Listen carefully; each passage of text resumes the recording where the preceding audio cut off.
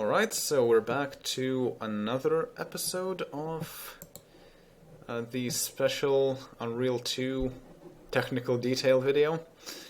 And in the first video we covered the Unreal Ed and Golem editor.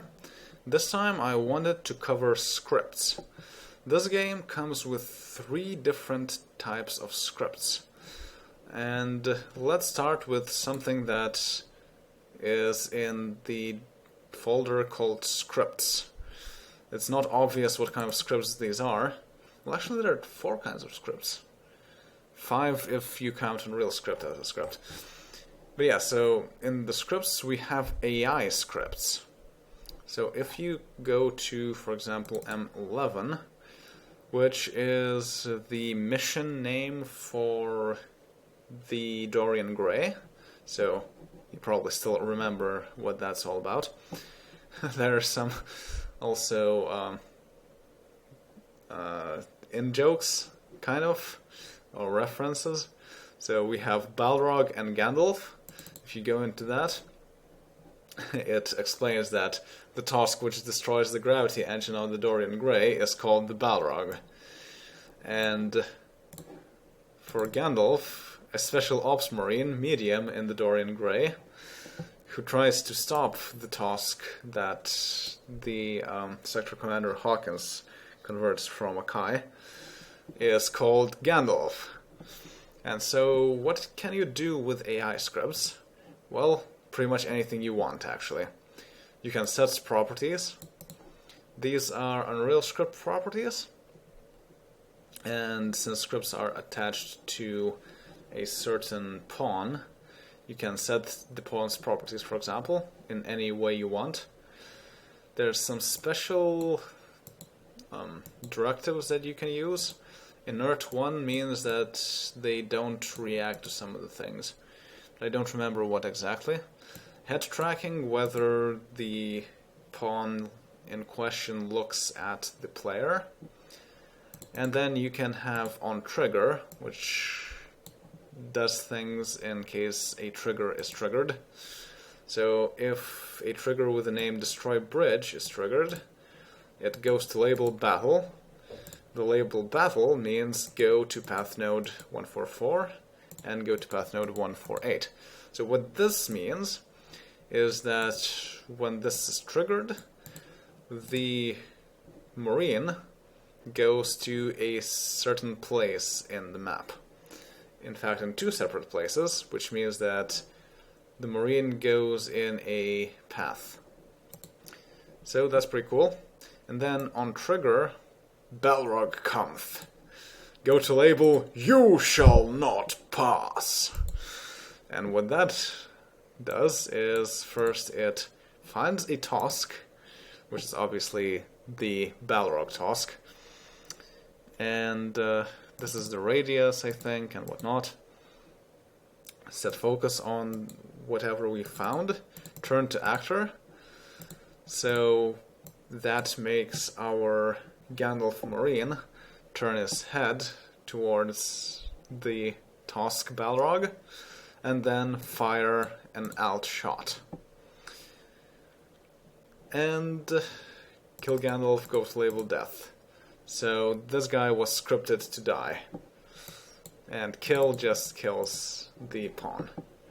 So you can do all kinds of different things with the scripts. You can play sounds, you can do kinds of triggers, you can actually send triggers. Like if you go to the Balrog itself, you can disable events, like reacting to certain triggers. You can event enable, yeah, you can enable events again. You can send events, like that. This is what triggers the other events. And you can also send events that affect things in the map itself. So this is a very, very powerful system. Much more powerful than the AI script system in Unreal Tournament 2004, and also it's a lot easier to write those, because those are plain text files. It's pretty easy to figure out how to use those. There are also some tutorials about that. I know they were written by an acquaintance of mine, but I don't remember exactly where they are. Well, once I find them, I will probably put the link to that in the description of this video. So that was AI scripts. Another type of script that I want to cover is the dialog scripts. They come with something called the dialog editor, which is pretty much a graphical front end to editing some things in terms of dialogue. So for example, if I open Atlantis 0 dialog and see Ida, this is the very first cutscene that we get when entering Atlantis. You can see all of the text right here. So what the dialog editor allows you to do is first define the dialogue itself, obviously. You can set all kinds of different things. For example, how far away you have to be from Ida for her to still talk to you. And if you go further beyond the radius, she will stop talking to you and go on doing what she was supposed to be doing. The speaker to define which icon will be used and whatnot. You can add a lot of different things. You can even pause NPCs for a different time. You can send events from dialogues as well. You can use different sound files to play the actual thing. You can apply lip sync or disable lip sync. You can again make the person talking turn somewhere and whatnot. You can even change the mood, which is pretty funny. Doesn't look like this works, but yeah. The way that this was supposed to be set is that every person that you meet has a certain disposition towards the player. And what you say actually has an effect on their mood. And the different characters would remember how you talk to them, and they will react accordingly. And you could even make enemies with the characters if you really annoy them. Or you can make allies if you talk with them in a way that persuades them to join you or something. Fortunately, that was never used in the game itself, but I think the coding is included in the game and should be functional. I'm not entirely certain, but that's the idea, basically. And yeah, there are also all kinds of different choices.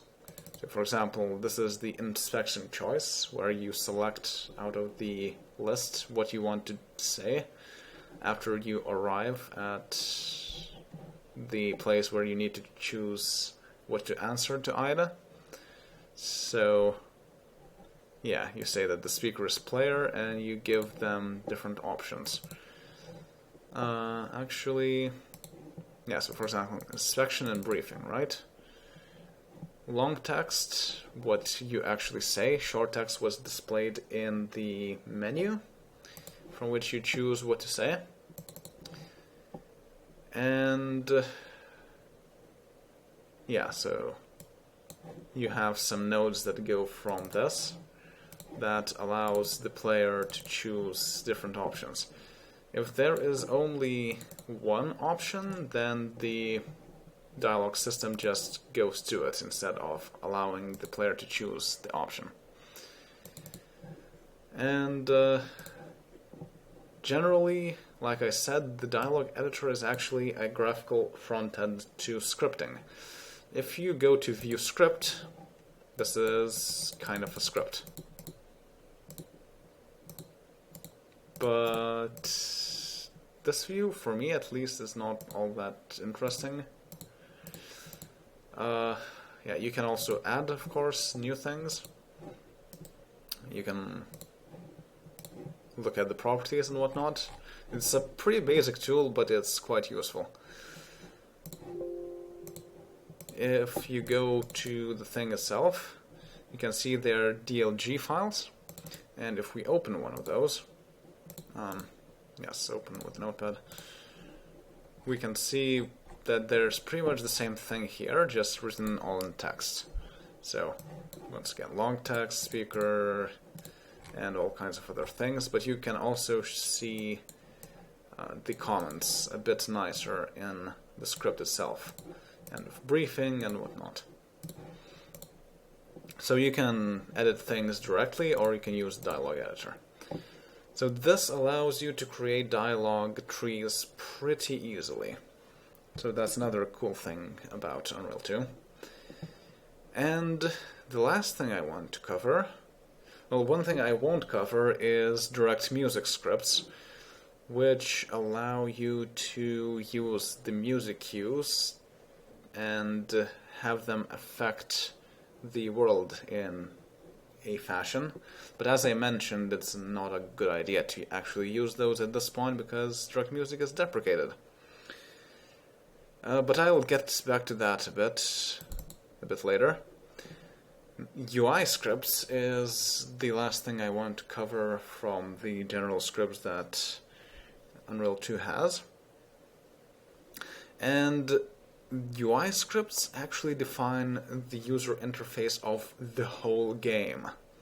So for example, you have burstTransmission.ui, which defines how that one single small thing that shows the burst transmission progress for our pretty much last mission, it defines how it works. So for example, it says that there's a component and there are certain events that are triggered. So 0 time from the start, we trigger the event burst transmission reset. Then fade grow as well at timestamp 0, at timestamp 1 show burst ray, timestamp 5 lower burst ray, timestamp 10 start progress bar, then the bar goes up, it lights on at 61, at 63%, we have hide burst bits, and so on. So these are all very powerful scripts that allow you to control exactly how every single component of the game shows up. Not only that, but there are some things that you can actually change. Also, special credits is, I think, something that defines how the endgame credits look like. But yeah, there's one interesting thing that you have in the Unreal 2 menus.ui. So let me give you an actual example. So let's go to Unreal 2 itself. And if you look closely at the main menu, you'll notice that there's something odd about it. And notably, look at the margins. This is a lot smaller than this margin, wouldn't you say? Well, there's a reason for that. Let's leave. And let's look at the U2 menus.ui. There is something you can do to this file to actually enable something called a debug menu. So let's see how you can do that. The nicest way is to open, as I said, UT menus.ui, go to main menu. This is main menu. You need to find this main menu item holders. These are all the different buttons. What you want to do is copy one of them and paste and replace this with debug menu. So that's one, and you also need to do it a second time for this main menu items component. Replace this with debug menu. What does that do? Well, let's find out.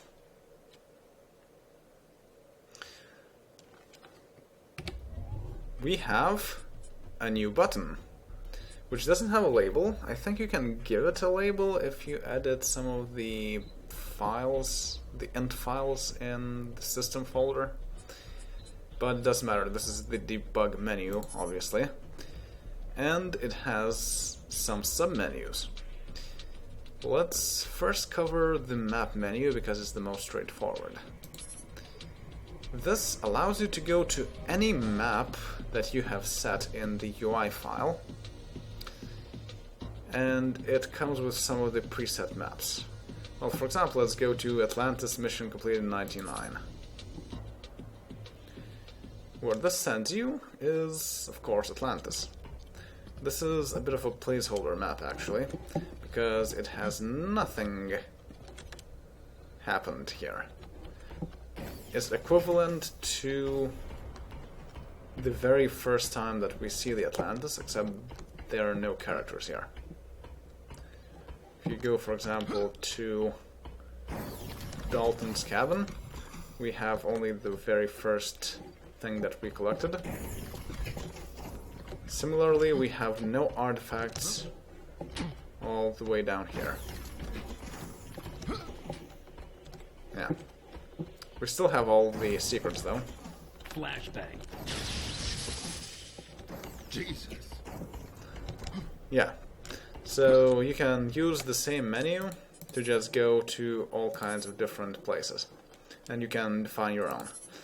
And I want to show something related to that right here. So let's look at Atlantis. These define your restart mission things, or load game things. But what I want to change is this.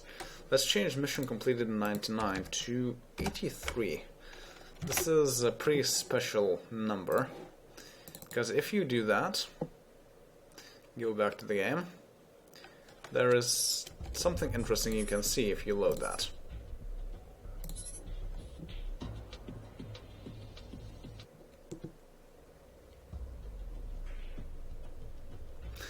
Yep. It's a sea goat party. And if you look closely at the lights at the bottom there, you can see that they're mostly blue, but some of them are red. This shows the power of the direct music scripts, because this is all done with direct music scripts. Basically, there are samples that are playing, and depending on what channel the samples are playing on, different lights show up. This is the same technology as you see in the intro, where the small lights at the bottom blink. And these are definitely events in the game itself. So you could use the same thing to, for example, make a music-based level, where you need to go through a door, for example, during some parts of the music playing, and that would be exact. But like I said, this is all using direct music and it's deprecated, so you probably don't want to do that. But just a heads up at what you can actually do. So that's pretty cool. I don't think this ever ends, actually. But yeah. Another thing you can do in the scripts here, with the menus, you can enable some extra components that were disabled. YouTube menu assets, logo, fonts, background. Some of these don't really make sense, they're just testing things. But if you enable things, for one, now there's no background. But you can see something here. Something lights up as the mouse crosses things. So you can do some interesting things with it. Logo B. What else was that? You can enable a logo in the main menu, which doesn't really look all that good. Need to disable some other things, but I don't remember which ones they were. Well, in any case, you can just experiment some with all of these components. And like I said, everything is here. The whole HUD is here. You can change pretty much everything. Where the widgets are located, how they look like, how they are assembled from the image files, what they do, everything. The UI scripts are super good to use if you want to create something new. And one of the things that the UI scripts were used for, actually, was to create a map menu, which is a bit more advanced than the one in the debug menu. But I think I'll try and show that off in some other video. But yeah, so that's one of the things you can do. But one more thing I want to show off is the debug menu, what the other things in the debug menu do. So let's load the vault. Right, so let's see, we have the turret here. And we also have another marine here somewhere. Yeah, here he is. So the menus. Summon menu brings you this nice menu where you can summon all kinds of creatures. Like the water dipper, which is actually a creature that was never used. And it's a huge plant that sometimes looks as if it dips water. It's supposed to be submerged underwater, of course. Let's summon something else, like an ugly fish. Oop.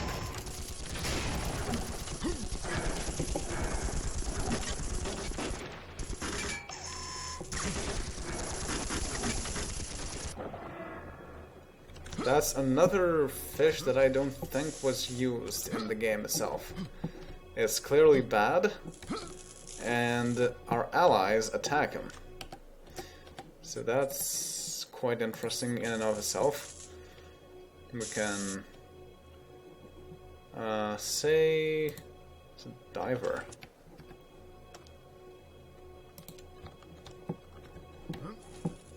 Huh.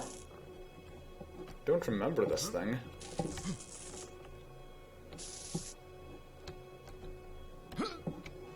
This looks like some sort of a flying creature. Well, clearly it's not really doing much. But yeah, the summon menu has all kinds of nice things. Mughog. Ow.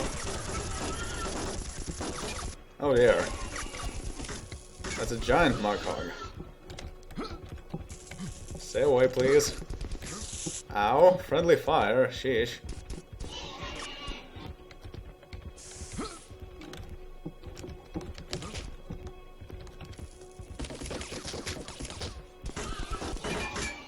You can see how the AI reacts with the different uses. You can hear the taunts of our friendly marine.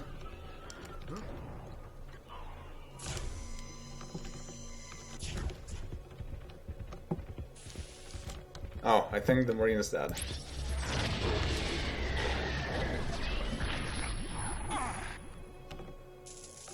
Yeah, probably. So yeah, you can also summon some more allies, like Marine Heavy. Here we have a Heavy Marine. You can summon your teammates. You can summon civilians. You can, for example, summon a Scar.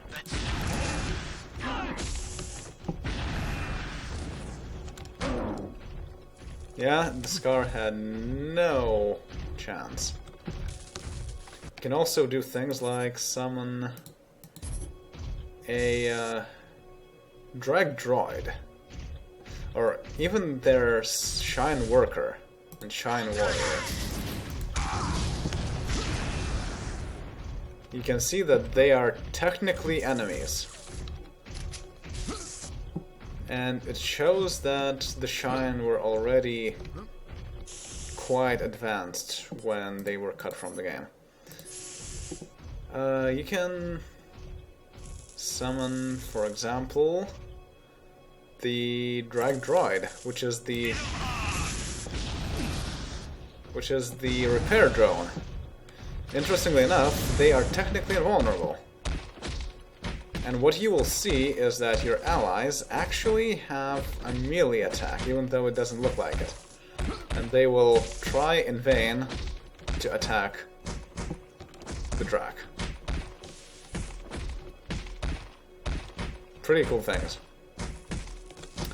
So another thing that you have here is the Debug menu, with which you can control things. So for example, if I want to kill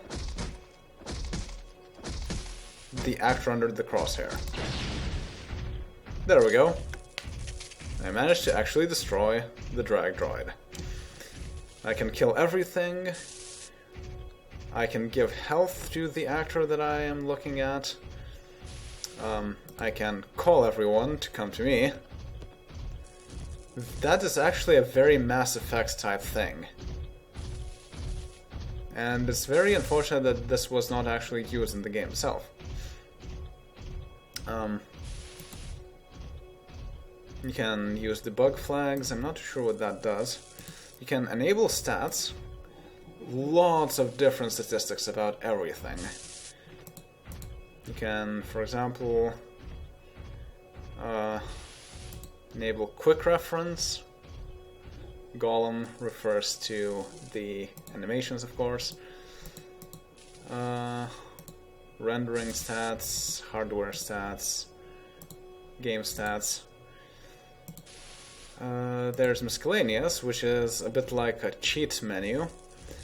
You can change the rendering mode to unlit, to lighting only, to nothing, to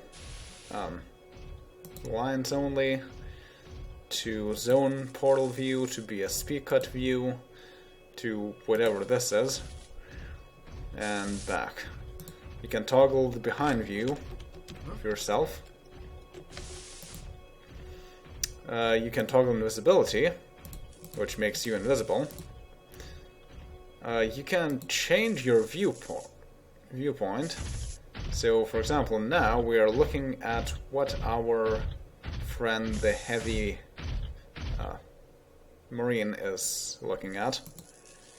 And this is what the civilian? No, that's someone else. Not too sure what this is. This is what the civilian is seeing. And that's back to me. View self is also back to me. I can enable or disable God mode. Players only freezes everyone. This allows you to edit actor properties, but don't press that while you are in full screen mode. Teleport teleports you at where you're looking at. Pretty useful. Where just tells you exactly where your coordinates are in the log. You can get all the weapons. You can get all ammo for your weapons. You can toggle infinite ammo. You can even toggle reloads. Let's look at how that looks like. So,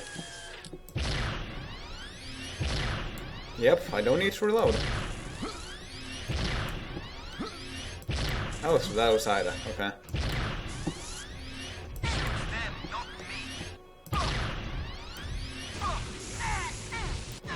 That's how the Altfire of it works.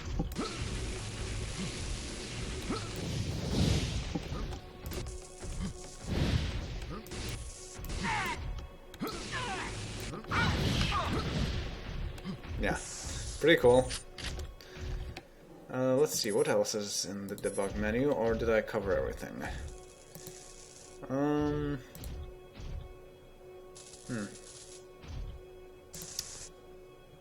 Miscellaneous. Yeah, and then the AI. Yeah, well, I think that's about it. Yeah. So, pretty cool. Lots of interesting things you can find in this game that you would normally not actually know that there are in this game itself. And I'm not even finished yet, because there are still some things that I want to cover. But I think I will, yeah, I will make them their own video, and quite a bit after this one. Because for the next video, I want to actually go back to playing Unreal 2, and more accurately, to go play the DLC, which is called the